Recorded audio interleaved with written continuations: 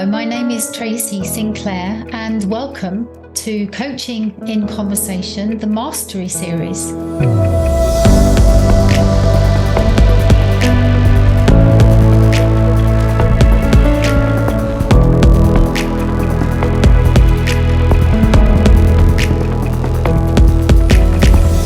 This series of conversations explores the concept of mastery in coaching. And I have the great pleasure of talking with several ICF Master Certified Coaches from around the world to understand what mastery really means to them, both as coaching practitioners and also as human beings. We explore many different perspectives and nuances of this topic, and I hope it is of use and interest to you as you continue to navigate your own pathway of development.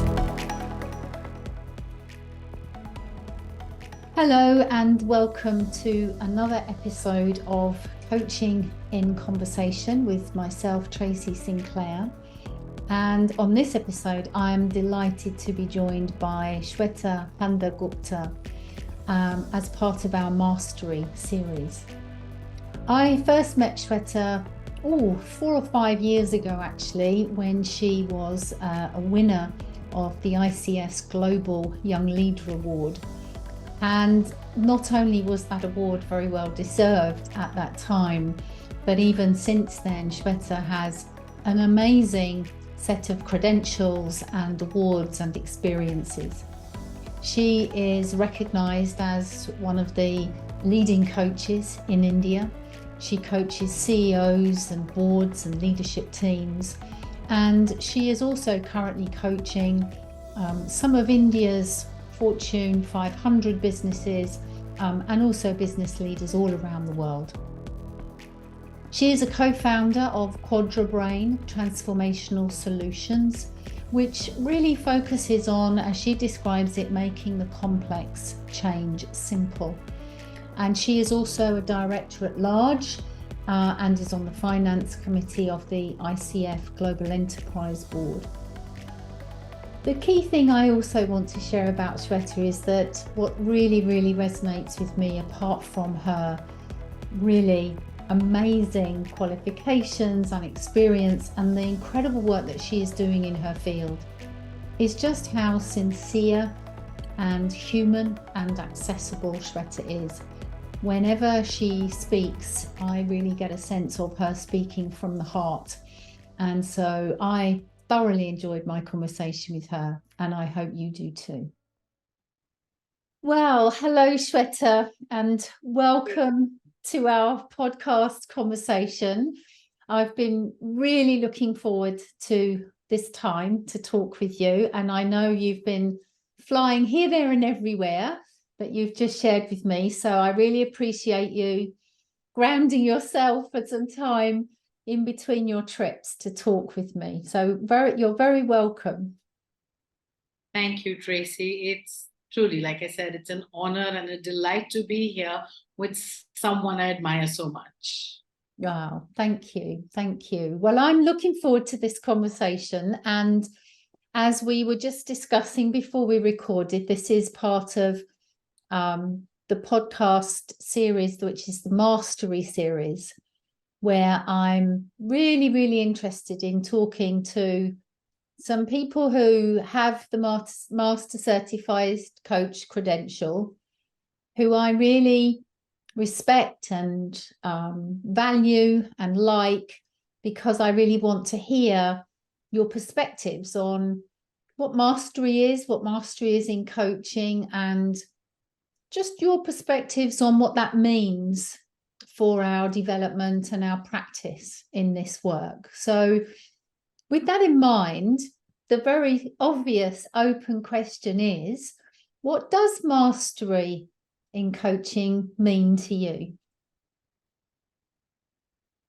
Mastery, to start with, for me, mastery is not a place, it's a journey. It's a lifelong journey.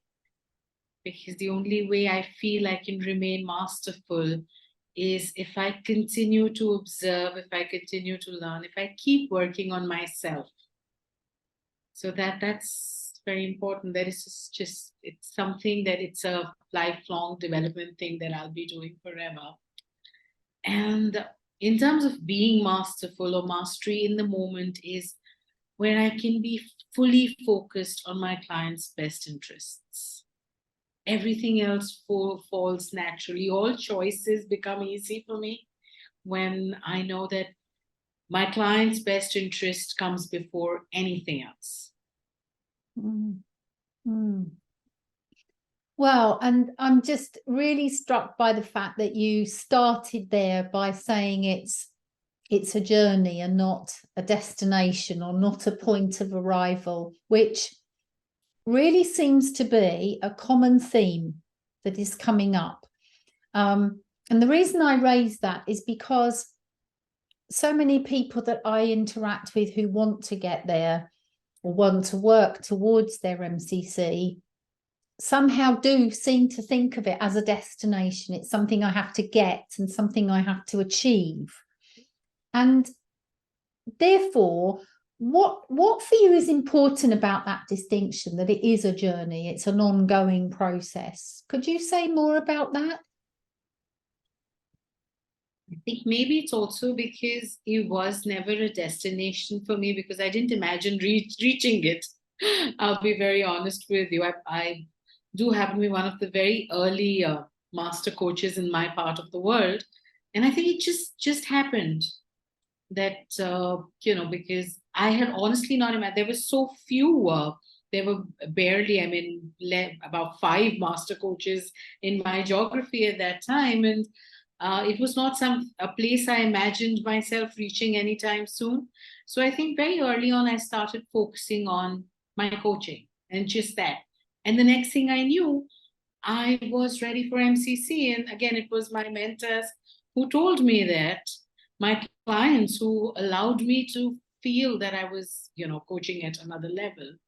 And I think that feeling has kind of stayed with me, that as long as I continue the pursuit of excellence in my work, mastery will be mine. So I think that is something that I bring, a thought process that I bring, not just to coaching, but to almost anything that I do, that if I'm constantly improving myself, everything else is just something that will fall into place. And the moment I stop noticing what's happening, the moment I stop noticing, so for me, the journey is like, it also looks like that. It's about being the observer to myself and to everything that I'm doing, that when I stop noticing what I'm doing, what's happening, how I'm showing up, then I could also lose mastery. It's just not something that I've achieved for life. So in that way, it's forever a journey, because I forever have to be the observer to myself as I am to my clients. And as long as I keep observing myself, I think I'll stay with mastery. That's wonderful. So 2 really interesting things coming up for me there, Shweta, from what you said. One is, if I've interpreted you correctly, mastery, the pursuit of mastery, is secondary to the pursuit of excellence for your clients. That I heard that the focus is on your development to be the best you can be for your clients and your work. And in doing that as the primary focus, the secondary thing is mastery comes, almost, rather than the pursuit being mastery. So I'm hearing it's like a byproduct almost of something else that you're really focusing on, which is to be the best that you can be. And the other thing I was hearing was, if I stop noticing myself, there's something here about constantly noticing and observing and witnessing yourself in that process. Yeah, that's something I feel strongly about, in the sense of that what we don't notice is sometimes it's actually a very famous quotation that doesn't completely come to mind, but something along the lines of, our choices and our actions are driven by what we fail to notice, really is driving us in ways that we don't even know. Yeah. And I think somewhere that may have been what brought this on, that I want to be able to observe. And I think mastery, even if we look at it as definition, or how it shows up in the moment, it is in that, in that trust, in that being the observer, and being completely in that state of not of what you know or what you can do, but just being present fully in that moment. And when you are present fully, then you're naturally an observer, right? Absolutely. Absolutely. I was thinking as you were talking there, Shweta, about this, the model of competence, where the idea is we get to unconscious competence. And of course, the bit that always troubles me about that is the unconscious bit, that the minute I go unconscious, I might stop noticing. And so we could end up having complacency come in, and before we know it, we're unconsciously incompetent again. So there's a cycle, isn't there, that I'm hearing you highlight here, that we have to stay aware, we have to stay in a place of observing and noticing. And I think I heard you say that really, really being present and seeking to be present is a way that helps you to do that. Is that right? Thank you. I think, and as you're saying this back to me, I realize it's also very important to talk about the balance, because in the noticing of it, if I get distracted from being present again, right? So yes, it is important for me to notice how I'm showing up, but it is not something that should distract me in the moment, which is why I think I started with my clients' best interests up front and center. So in that moment, it is not my performance, my mastery, my effectiveness as a coach. I think I'll go back to what we discovered earlier. Mastery is a byproduct of seeking to be the best I can be for my client in that moment. But a lot of the self-reflection piece is something I think I'd like to do later, and think about, how am I showing up today at this point for my clients? What I want to be able to do in the moment is be aware. So in that sense of noticing, not as an active act, but noticing as a being able to note if I am not there fully, being able to note if my mind is not fully present or is distracted by anything, or if my mood or my frame is in some way influencing or biasing how I'm showing up for my client. So it is being able to notice that. And I think we do that best actually only unconsciously. But, it's important maybe for me to later think about, am I able to do that? If I catch myself not being able to do that, then I want to definitely spend more time on it. So to be aware of the moments where I was not able to do that, but not to make it a distraction where, my noticing of myself is coming in the way of my being the coach in that moment. That's lovely.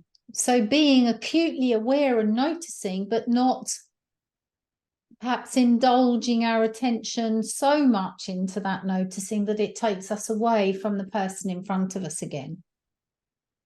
Yes, I think that's, and more maybe reflecting about it later. How was I showing up today? Am I comfortable with how I showed up in that session? So it's again something I would like to introspect later. And honestly, yes, I love what you said about unconscious, because the pursuit of excellence for me is that eventually it is something that I should be able to naturally exhibit. But to be able to naturally exhibit that, I think I need to continuously be learning or be reflecting on how I'm showing up every day. And that, I think there's a really great question coming up there from you, Shweta, of, is that possible then? Do you think it's possible to get to a place where you are just naturally doing that? Or do you think that as human beings, it's always something we have to, at some point or on some level, work on? What are your thoughts on that? Honestly, I think it is natural. It is something that's the magic of it, right? Like I said, I was just trying to be my best. Mastery was a byproduct. I think it has to be, and it is 100% natural. But at the same time, what you also said is true, is that we have to keep developing ourselves. But in what ways that, to make sure, am I expanding my awareness? Am I noticing myself? And I've actually said this very often, self-doubt is my best friend. It's got me almost everything in my life.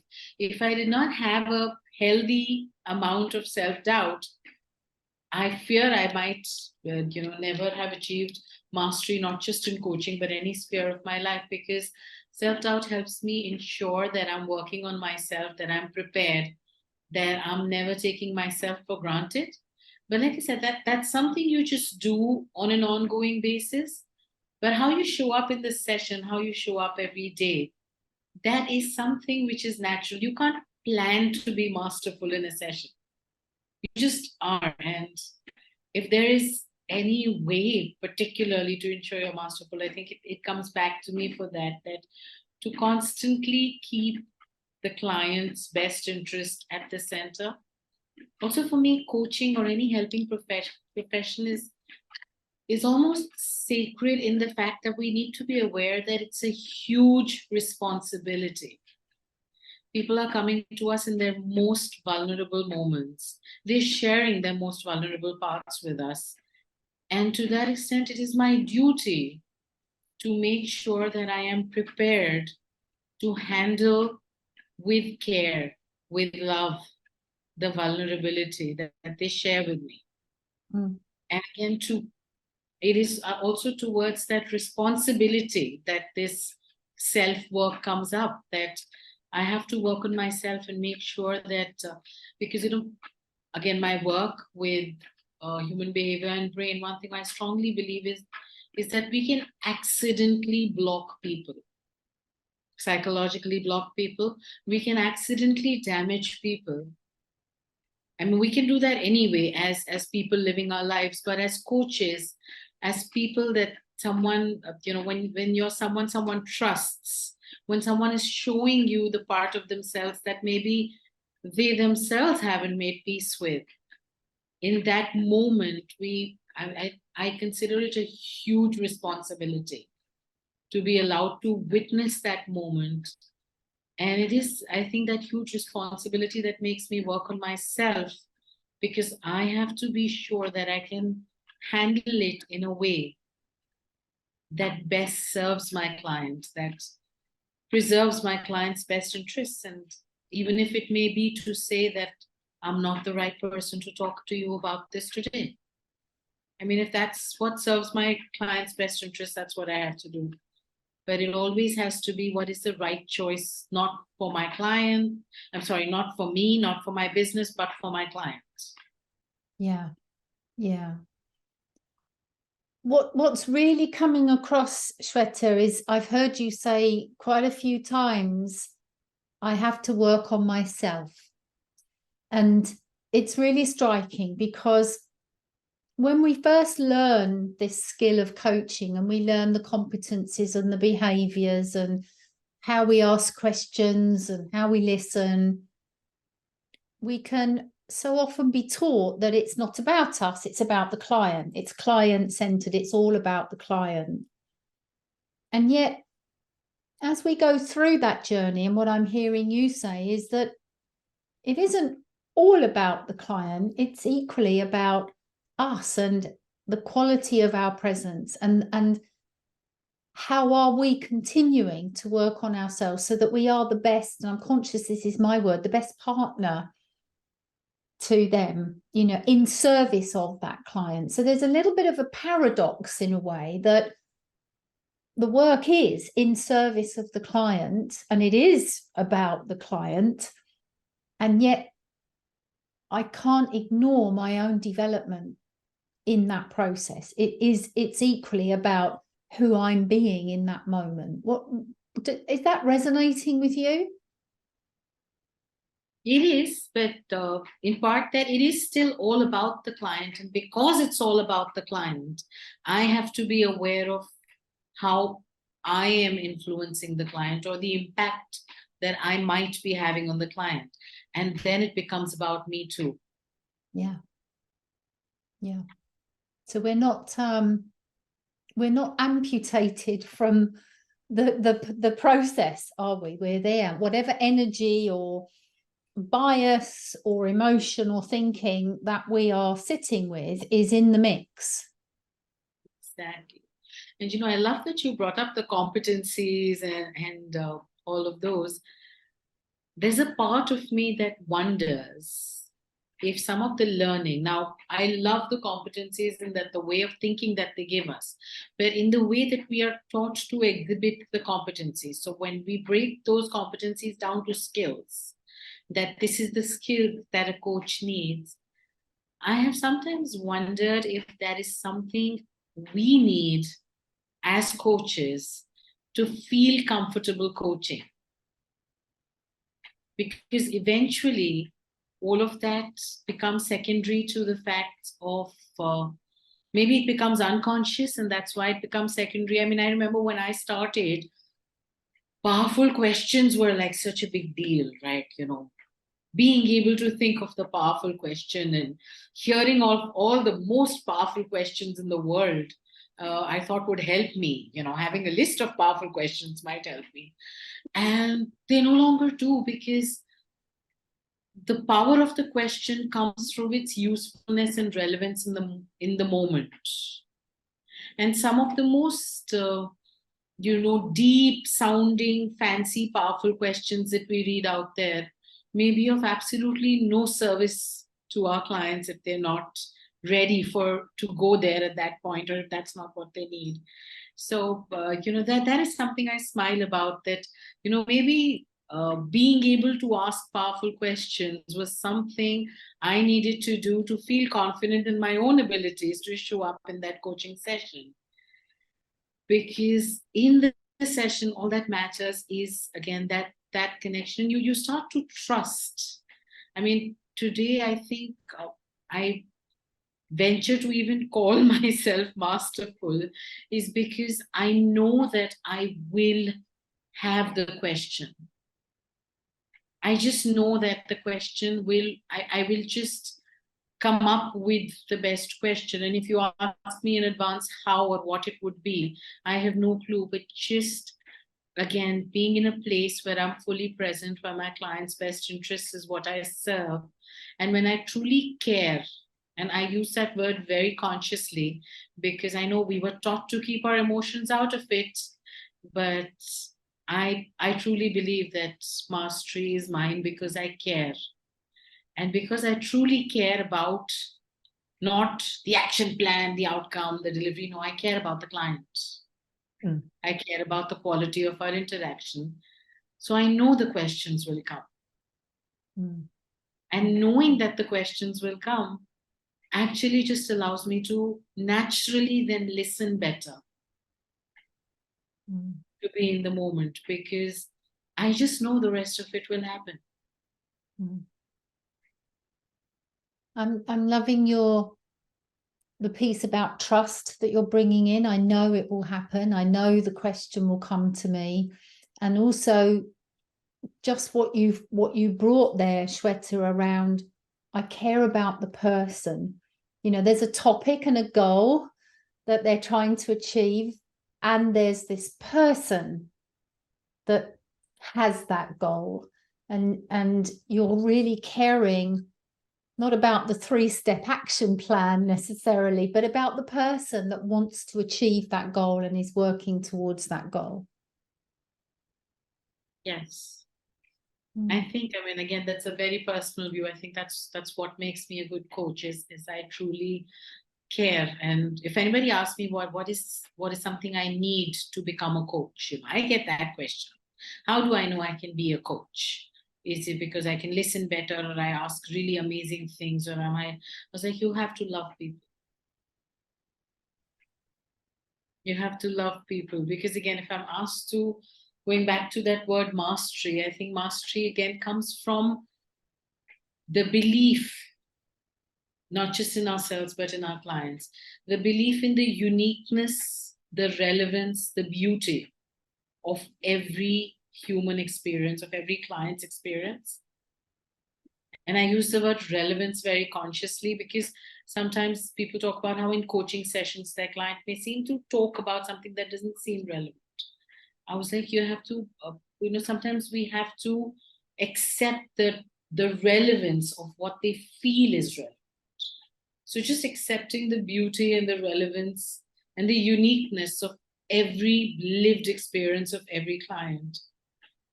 And the second belief that I think is believing that my client can find their answers. Because if I can't believe that, I can't coach them. So for me, really, it's about those beliefs that, again, 3, I think 3 is a magic number for me.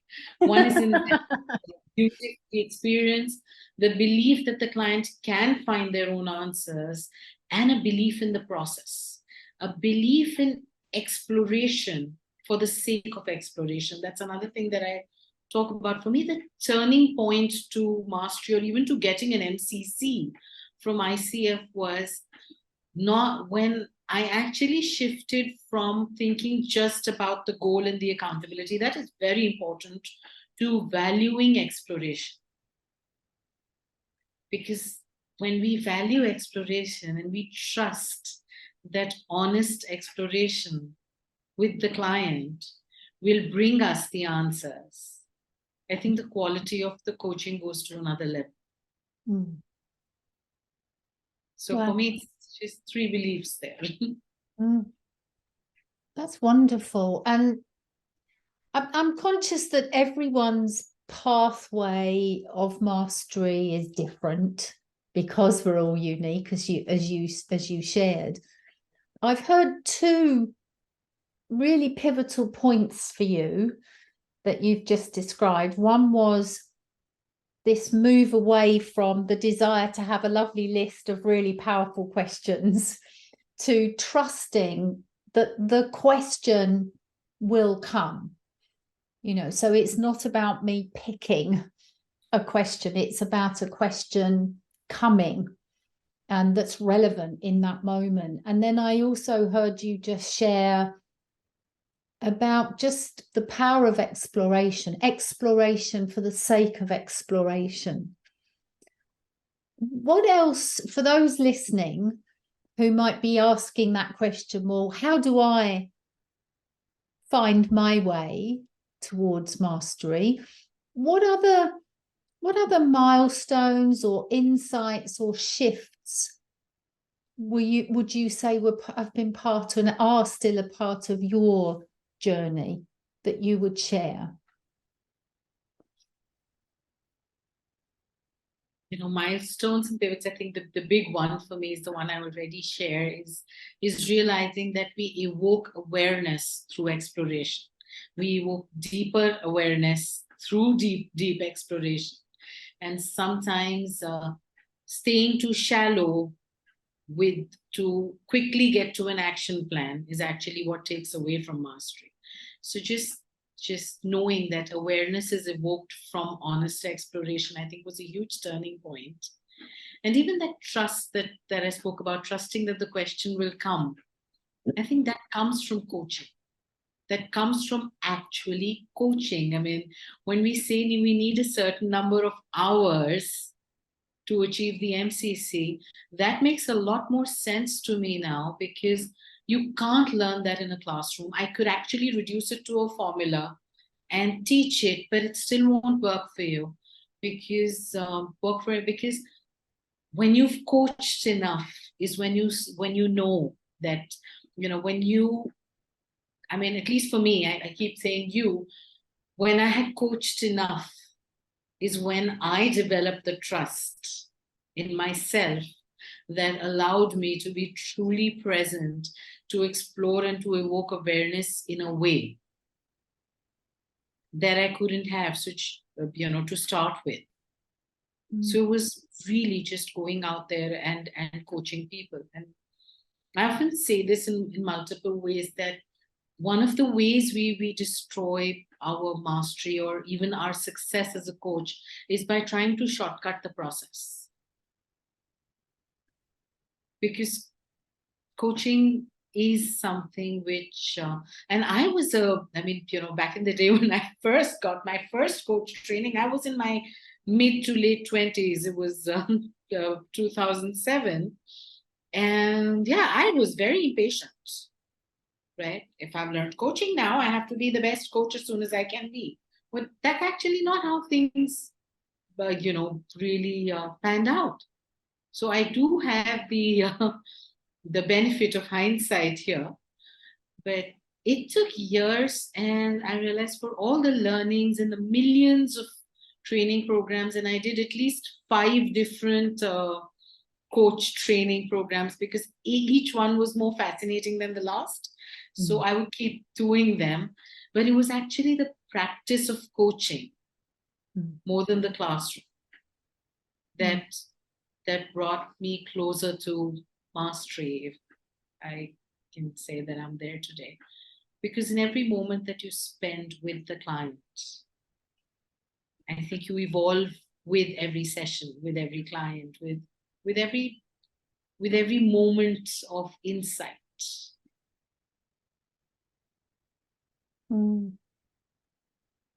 It feels, the words coming up for me, Shweta, is delicious. That's the word that I've got in my mind as you're talking.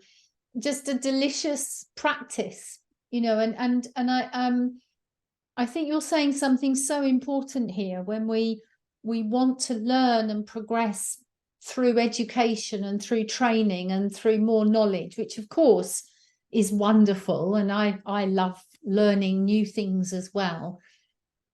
However, it doesn't actually get us to that place of mastery, if ever that even exists, of course, as we're saying, because it's ongoing. But it's actually in the daily practice, in this becoming part of what we do, who we are, that is what that creates the movement. That's what I'm feeling, is that's what creates the movement, really. Yes, it is then. I love that you brought it's who we are. And also who we can, when we unfold into everything that we will be with. Another thing, in fact, this brings me back to what you earlier said about another important, is that the realization that I don't have to be a coach all the time. And this is with a lot of respect to the belief, which I partly agree with, that yes, coaching changes you. Mastery changes you. Mastery does change how you live your life. But honestly, if I had to exist with the coach energy all day, every day, I think I'd just burn out.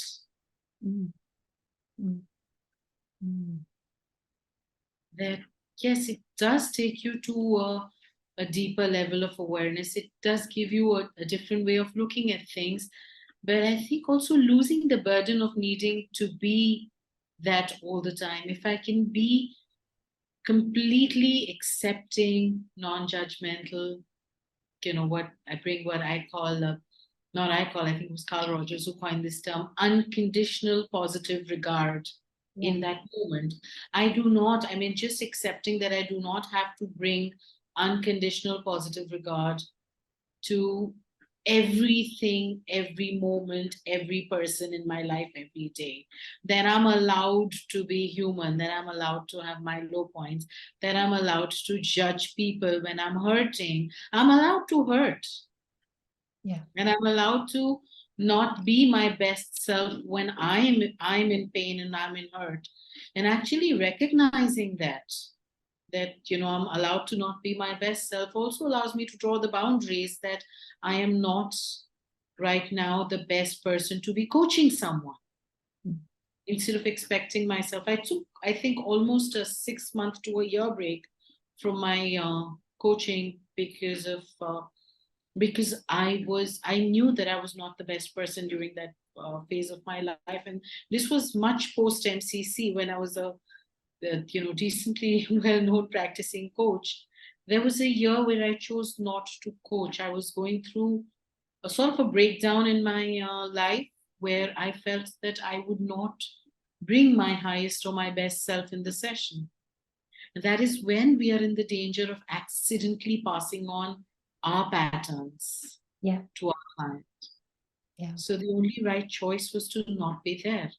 But that has been, I think, an important turning point for me in my coaching again, to trust that I will be what I need to be in the session, even if I can't be that 24 hours a day, because I don't need to be that 24 hours a day. Mm. Mm.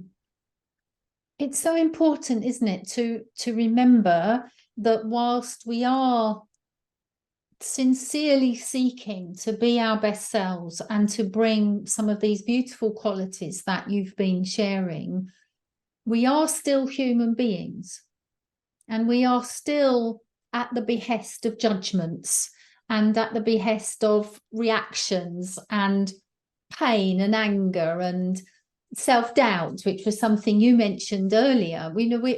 And life still happens to us. So we still, sometimes, and I'm saying that, I guess, because I know, again, I've had many students who go through a crisis almost of their learning, thinking, my God, I have to be perfect. To be this amazing coach, I've got to do this and I've got to do that, and I can't judge, and I've got to be present. And yes, and we are still human beings, and we don't, because we're coaches, we don't suddenly levitate, or we are still human, and at the behest of the human experience and the human psyche, and that's okay. Exactly. And again, to trust that we can channelize what we need to. I mean, I think a lot of us, I think for me also, that became a little uncomfortable at the point where we're talking about being a coach versus doing coaching. I am 100% on board with that concept, that being a coach is more important than doing coaching, which may be interpreted as just carrying out the skills, the steps, and the competencies. But when we start talking about being a coach as a place we're in life, always, right, that has made me into this great person, I'm very happy to hear that. But I'm also concerned about the guilt we create when we say things like that to other people who aren't able to be in coach energy in all parts. And which is why this was an important turn. And I mean, even to realize there are other parts of my life where I get paid to have excellent judgment. I serve on for-profit board. If I was completely non-judgmental there, I might be. So my discretion is as much my superpower, Yeah. as my ability to leave it aside. But I think more than that, I'd be concerned if I was not able to be aware of it. So it's actually not so much about being in that state all the time, but being able to be aware when I am there and when I'm not. To know that, yes, I was very judgmental when I thought this, or I'm being very judgmental when I'm expressing this opinion. So I think that it's more important for me that I know and I'm aware of how I'm showing up in that moment, and that I can exercise a conscious choice to shift to the place where I need to be for the activity that I'm in that moment. Yeah. It's wonderful, because in all of this exploration that we've done today, Shweta, we seem to have come back full circle to how aware am I again, which is something that you said right at the beginning. Am I noticing my presence, or am I noticing how I'm feeling? So we come back to that foundational point. I'm conscious that we're probably coming towards the end of our conversation for today. If I was to ask you, maybe for those listeners who are listening to our podcast at the moment, our conversation, anything else that you would like to say or share in service of helping people to understand your perspective, or sharing your perspective around mastery? Is actually the one thing which we haven't which we've missed talking about, I think, which came up more tangentially, but I'd like to put the words out there, is ethics. in coaching, and what that means for me again is being able to put your client's best interests first. So I know about talking about best interests, but again, whenever we have a conversation about ethics and how to be sure that we're making the ethical choice, I think this gives me a little bit of an easy, North Star, or an easy decision point, is to continually ask myself that question, that what would serve my client's best interests. I think we naturally make more ethical choices when we use that question, and we naturally show up more powerfully as coaches when we use that question, what is in my client's best interest in any moment. So it all also comes back down for me to that one major point is about being aware of yourself, trusting exploration, and always putting the client's best interest before any other consideration. I told you 3 was a magic number. So we've got some. And for anybody who's on the journey, I'd just say that keep coaching with your best intentions, and mastery will be yours. That mastery is not something we can engineer, but when we continue to serve the best interests of our clients, when we continue to remain in the practice of coaching, mastery will just present itself to us. Wow. That sounds like the perfect note to press pause on our conversation today, Shweta. Thank you so much. I've really, really enjoyed listening to you, and you've certainly stimulated my thinking and reminded me of some very important concepts and philosophies and principles here, and also given me some insight on some new things that I'm going to explore for myself. So thank you so much. Thank you for having me, and thank you for this amazing conversation. You have been listening to Coaching in Conversation, the Mastery Series, a podcast that takes a look at mastery in coaching, what it is, what that means, how do we nurture or cultivate it, and many other interesting questions. You can hear more about coaching education and development at tracysinclair.com and follow us on social media. If you enjoyed this episode, please leave a rating and a review, and also share it with your network to help us expand our reach. Thank you for listening, and see you next time.